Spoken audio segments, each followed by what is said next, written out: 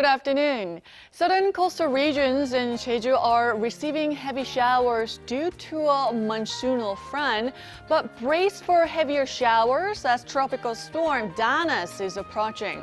Danas will move in a north-northeasterly direction across the East China Sea and into the East Sea. So Jeju and the southeastern coastal cities are expected to feel the direct effects until tomorrow. Southeastern regions in Jeju will be drenched with nearly 500 to 700 millimeters of rain or even more through early Sunday morning.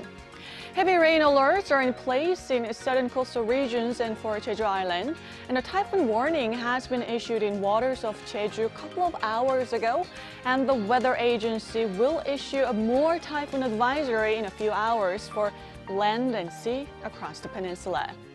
And today's highs will be slightly higher. Temperatures will near 35 degrees Celsius for upper parts of the country, with Seoul and the nearby areas under a heat wave advisory. That's Korea for you, and here's the international weather for viewers around the world.